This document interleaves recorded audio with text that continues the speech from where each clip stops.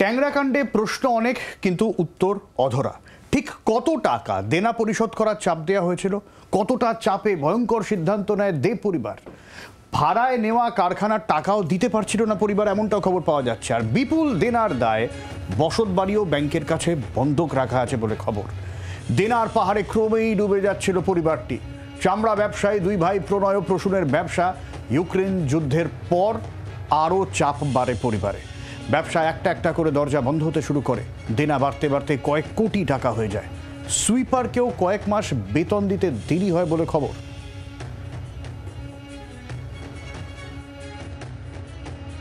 প্রণয় দে প্রসূনদের বাড়িতে গত 15 বছর ধরে সুইপারের কাজ করতেন বাবলা সর্দার। আর বাবলা সর্দার এই মুহূর্তে আমার সঙ্গে রয়েছেন এবং তিনি জি 24 ঘন্টার ক্যামেরার সামনে যে তথ্য দিচ্ছেন, অর্থাৎ চাঞ্চল্যকর তথ্য। সোমবার দিন, অর্থাৎ এই সোমবার দিন আপনি কি কাজে গেছিলেন? কাজে গেছিলাম, মানে উনি যে বেল বাজিয়েছিলাম, গেট খোলেনি। তারপরে আমি গেট খুলছে না, আমি চলে গেছি। তারপর আপনাকে কেউ ফোন করলো? হ্যাঁ, ফোন করলো, ওই দাদা ফোন করেছিল যে এরকমভাবে আজকে আসতে হবে না, কালকে আসবে, আমরা বাড়িতে নেই। কোন দাদা আপনাকে ফোন করেছিল? ছোটদা প্রণয়। হ্যাঁ। কতদিন ধরে আপনি কাজ করছিলেন? আমার 15 বছর। এই যে 15 বছর ধরে আপনি ওই বাড়িতে দে পরিবারের বাড়িতে কাজ করছেন, কখনো কি ওই বাড়িতে দেখেছেন তাদের ভাইয়ে ভাইয়ে ঝামেলা, অশান্তি, বা এই গত 1 মাস ধরে কোনো অসুবিধা? কিছু না, একদম কিছু না। ভাই ভাইয়ের মধ্যে এত মিল, যায় এত মিল, মানে ওদের পরিবার অ্যাকচুয়ালি দেখতে গেলে আমি একটা প্রথমবার আমার লাইফে সোনার পরিবার দেখলাম।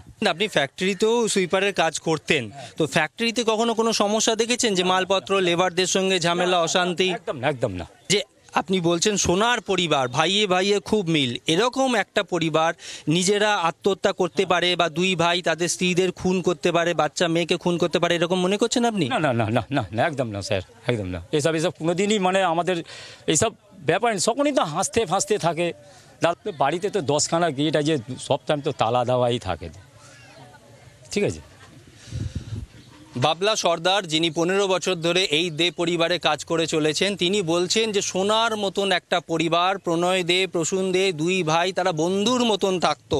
তারা আত্মহত্যা করতে পারে না বা নিজেদের স্ত্রীকে খুন করতে পারে না। তাহলে কিভাবে খুন হলেন এই দুই মহিলা এবং তাদের বাচ্চা মেয়ে, এবং কিভাবেই বা দুর্ঘটনা ঘটলো?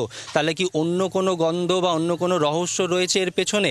গোটা বিষয়টা যদিও তদন্ত করছে কলকাতা পুলিশ। জি 24 ঘন্টার জন্য ক্যামেরায় মিন্টু বসাকের সঙ্গে রনয়, কলকাতা। বাংলার আওয়াজ, বাঙালির আবেগ, জি 24 ঘন্টা।